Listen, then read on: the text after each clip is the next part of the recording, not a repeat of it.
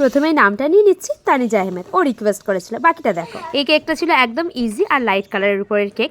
এই নিয়ে আমার প্রায় 3-4টে কেক এই সেম টাইপের এসেছে, আর সেইগুলো আমি জমিয়ে রেখেছিলাম তোমাদের সাথে একসাথে শেয়ার করব বলে।